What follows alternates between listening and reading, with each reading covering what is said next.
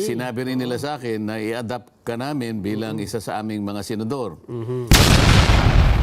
Pagkatapos ng filing, doon ko na-receive yung text message. Magandang araw po sa inyong lahat. At pag-usapan po natin ang nangyari nung nag-file si Kong Marcoleta noong Martes ng kanyang COC or Certificate of Candidacy, kung saan binuhusan nga siya literally ng biyaya. At sa tingin natin ito na yung magpapanalo sa kanya. Ito, magkukwento po si Kong Marcoleta. Magandang hapon po sa ating lahat. Pagdating ko naman ay bigla namang tumalilis yung isa. Pero pasensya na po at kahit na po madalian ay kailangan sumaglit po ako dito sa ating palatuntunan. Alam ko pong hinahanap nyo ko kaya kailangan magpakita po ako sa inyo. At kahit papaano mabati ko pa rin kayo sa araw na ito. Tama-tama ko kasi after nyo na mag-file nung Lunes, anong Martes ng inyong COC, ay marami nang nagtatanong, ano bang nangyari nung filing? Kung kayong makapagpapaliwanag, makakakwento nito ng talagang detalyado ako. Ayun nga, nung last day ng filing, Nelson, ay nag-file ako ng ganap na alas 10 yata ng umaga. At yung mga formalities ay nandoon. Naisumiti ko na yung aking COC na tumatakbo kong senador bilang isang independent. Okay. At isa nga sa mga nabanggit ko roon, sinadya ko na maging independent candidate, Nelson, sapagkat gusto kong pasimulan yung kaisipan na bilang isang independent ay lahat ay gusto kong makasama doon sa pagsulong ng ating bansa. Sana ay maengganyo natin ang lahat na maisulong natin ang isang tunay at ganap na pagkakaisa. Nabanggit ko nga na itong mga nakakarang kaganapan sa House of Representatives hindi naging mabuti sapagkat pati yung aming mga tuntunin ay parang ayaw na nilang bigyan ng pagpapahalaga. Nakikita ko kako yung pagtakbong ito ay maaring maging susi na lahat tayo maingganyo na magtulungan na lang. Wala na kako yung agawan ng hopya. Wala na kako yung pasiklaban. Siguro magpasiklaban tayo. Tama ako. Ang nangyayari kasi ngayon power grabbing. Medyo naging dominante na yung ating kongreso. Kung paano natin iisipin, magkatulungan tayo. Di ba? So sa pagiging independent ko, Nelson, gusto kong mapansin nila. Ang lahat tayo ay mayroong karapatang magpahayag ng sarili natin. Ngunit palagi nating iniisip yung kalagayan at kapakanan ng bansa. Kaya huwag tayong magawa yan. Ayaw ng bansa, ayaw ng mamamayan na nag-aaway tayo. Ang gusto nilang makita ay pasiglahin natin ang pagtulong sa isa't isa. Magsilbi tayo sa kanila. Ngunit ang batayan ng pagsisilbi, paglilingkod, ay palaging nandun sa pagkakaisa. Yun ang mensahe lang, Nelson. Kaya lang, Kong, ang isa sa may disadvantage sa pagiging independent kasi wala kayong malaking grupo na po pwedeng tumulong sa kampanya, Kong. Lalong-lalo na, senator, national position ang inyong tinatakbuhan. Paano ninyo magagawa ito, Kong? Ang sinasabi mo, Nelson, ay traditional na political machinery. Ngunit magtataka ka, kasi yung simula ko pa lang, yung pagpapile ko pa lang, hindi ko alam na ganoon karami na yung tao palang nag-aabang sa akin. Hindi ko... Wow, dahil palang nag-aabang kay Kong nung nag-file siya. Ayos, dahil supporter. Sinasadya yun eh. Wala akong media na kasama, wala akong kilalang vlogger. Akalain mong nung ako'y bumaba na at papunta na nga dun sa kung saan magpapile ng COC, nakita ko yung mga tao talaga nagkakawayan na. So sabi ko dun sa mga kasama ko, o sige, puntahan nyo muna sila na maghintay sila sandali sapagkat merong seremonya dito sa loob. Kailangan Baka ang ending kong mahuli ka sa pagpa-file nating i-file ito. At meron tayong mga pipirmahang mga formalities dito. pagkatapos ay magtatalumpati ng konti at may magtatanong yatang mga kasamaan sa media. At pagkatapos lalabas ka ako, doon na tayo mag-usap. Ayun. Doon sa may paglabas mo ng kalsada, tatawid ka ng kalsada, nandun lahat yung mga tao. Nakita nga namin sa video, kaya pala kayo nakahinto doon. Sinalubong kayo ng mga tao, Kong. Ngayon, ang ibig ko sabihin, kahit na ako'y walang makinarya, Oo. pagka mga tao naman pala ang nagpapahayag, mararamdaman mo talaga na yung panawagan talagang malakas. At sari-sari ng mga forum ang nag-iimbita sa akin. Aha. Kaya ako nahuli ngayon, galing ako doon sa Pandesal Forum sa Kamuning. Oh. Na napakarami kasi ang nagtanong, kaya ayun, nasakripisyo yung ilang oras at nahuli nga ako. Ngunit hindi naman ako papayag na hindi ako makahabol kahit na ilang minuto lang. Meron na bang, bagamat wala kayong partido sinamahan, independent kayo, pero meron na bang mga kilalang personalidad o may grupong malalaki na nagpahayag na Ito yung mas interesting. Yung mga malalaking grupo na susuporta o nagpahayag ng pagsuporta kay Kong Marcoleta.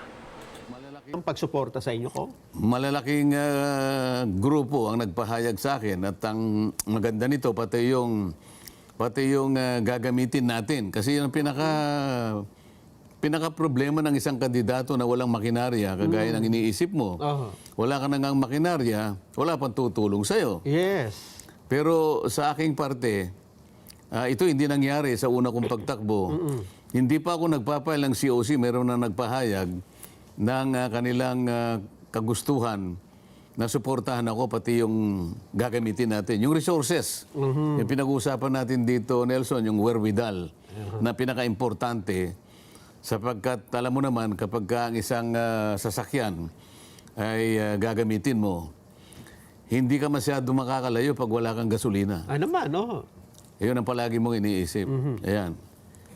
Ang tinutukoy ko, Kong, ay kasi marami kaming nakita na gustong tumulong sa inyo, pero ayokong magbanggit ng pangalan eh. Kayo na mismo, baka may... Kasi nabalitaan ko lang naman, Kong. Hindi, talagang may nagpapahayag, pero wala naman akong nakuhang permiso sa kanila, nababanggitin ko yung pangalan nila. So hindi pa pwede. Sana kung halimbawa, Importante kung merong budget, may suporta. Kahit hindi nabanggitin yung mga pangalan. pwede ko bang banggitin ang pangalan mo?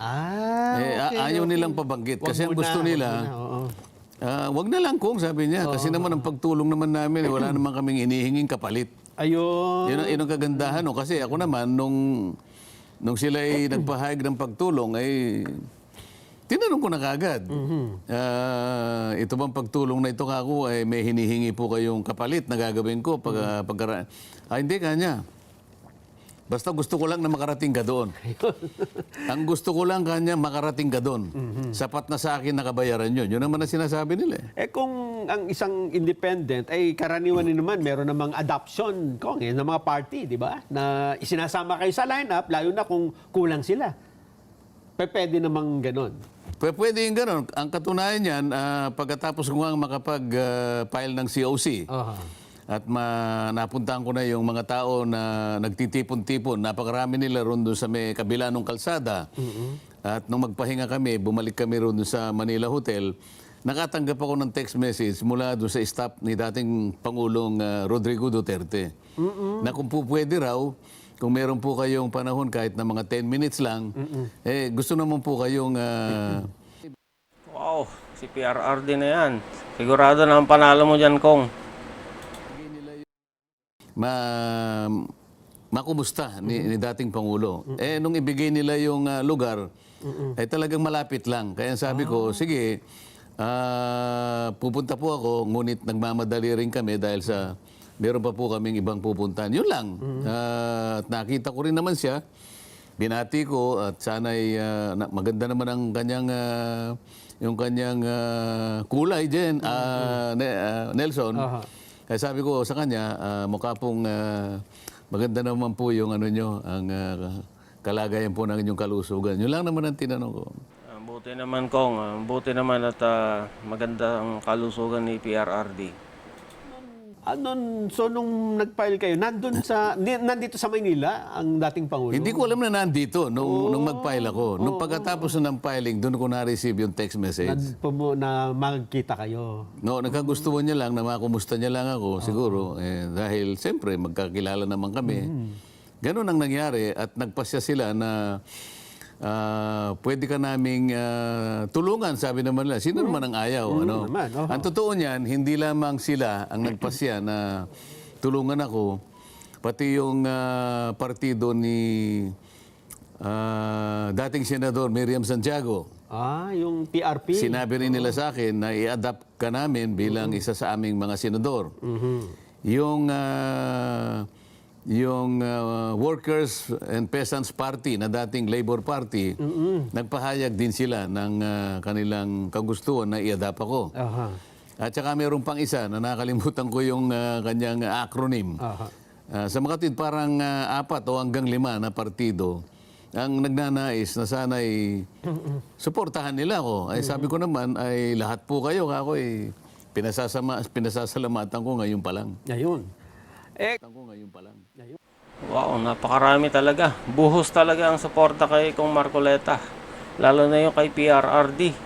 Lahat na ng tumatakbong senador sa tingin ko gustong ma-endorso niya.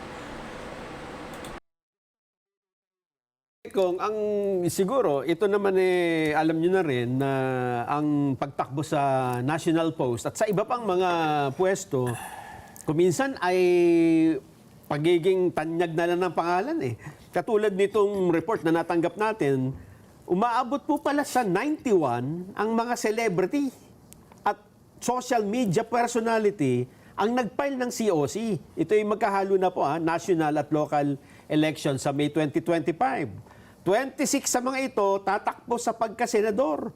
O ang iba naman ay nominee ng party list group. 65 naman sa local position. Ano masasabi niyo kung dito? Mukhang dumadami ang artista at mga sikat na tao, hindi lang yung mga gumaganap sa pelikula, pati yung mga social media, yung mga vloggers, Talagang marami kasi nung pagdating ko roon, naitanong ko, pangilan na kaya ako ngayon? Yung pagdating ko, tinanong ko kagad. Dito po sa latest count namin sa Senador, wala pa po kayo rito, pandagdag lang po kayo. Parang 134 na nun Dami. Sabi ko, ganun ba karami? Ganun po karami. So wala naman tayong magagawa, Nelson. Ganun ang nakalagay sa saligang batas Lahat ng nagnanais na kumandidato ay meron lang requirements na kinakailangan ay masunod mo. Kinakailangan ikaw ay Pilipino. At kung ang pag-uusapan ay ang pagtira mo sa ating bansa, depende kung ano yung opisinang tatakbuhan mo. Merong 6 months, merong 1 year. Pagkatapos, kung kailangan marunong kang magbasa at sumulat. So, ganun lang. So, Maliit lang ang requirements, kaya kailangan ho nating maging mapanuri sa ating mga ibinoboto. palagi ko naman na lahat ng gustong maglingkod kung inaakala nilang karapat-dapat sila, maliban na lang doon sa mga ibang requirements na talagang pipilitan ng COMELEC na ikaw ay alisin. kasi meron ding mga tinatawag na nuisance candidates. Titingnan naman siguro ng COMELEC yung kakayahan ng bawat isa na ipagpatuloy yung kanilang ginawang pagpapasya. Kung sila talaga ay makakatuloy. Oo. Yeah. So para sa inyo hindi dapat pagtalunan kung yan man ay artista, sikat man o hindi, kundi baka pag naupo yan, anong gagawin niya? Parang ganun po ang inyong pananaw dito, Kong. Kasi hindi naman ako yung dapat magpasya kung sino ang dapat na kumandidato sapagkat baka sabihin naman nila bias kasi kasangkot ako sa mga tumindig na tatakbo. Yan ay pinauubaya ko na lamang sa paghatol ng ating mga kababayan na may karapatang bumoto. At alam ko naman ay unti-unti ay nabubuksan ng kanilang mga kaisipan, Nelson, na kailangan nilang talagang pakapiliin. Kasi in the final analysis, ang pinag-uusapan natin dito, ay yung paglilingkod na kanilang ipinangako. Ayun. Siyempre, yun ay puro pangangako yun. Titingnan mo siya kung yung pangangako niya ay may isa sa katuparan niya. Kasi kaya naman importante yun. Ikaw din naman ang paglilingkuran eh. Ikaw ang maasa na sila'y babalik sa'yo para yung karampatang paglilingkod na inaasahan mo sa kanila. Kaya mo nga sila pinagtiwalaan ng kapangyarihan eh. Ngayon, meron na silang maraming karanasan ngayon. Kasi sa dami ng mga nakita nilang kandidato, matanda at bata, maaaring iba'y umulit na ng ilang panahon, ano? Tsaka nila ngayon sukatin doon sa kalagayan ng ating lipunan, kaya kalagayan ng ating bansa bilang sa kanyang kabuuan, sa kanyang ekonomiya, at sa lahat ng aspeto kung yung pangangako na nagawa sa maraming panahon na eleksyon na lumipas sa ating buhay, sila nang bahalang umatol doon. Mabuti na nga lang kung at abot na ng internet services kahit mga malalayong lugar. So, na-educate ang mga tao through social media. Nalalaman nila kung ano bang pinaggagawa ng mga politiko natin ngayon. So, base dyan, nakakapamili sila ng maayos kung sino ang iboboto nila. Paano? Hanggang dyan na lang muna. At ayan, binuhusan nga si Kong Marcoleta ng biyaya ng mga endorsement, suporta sa galing sa mga grupo. Kung hindi pa ho kayo subscribe na po, and pakihit ang notification bell para ma-update kayo sa ating bagong uploads. Salamat po.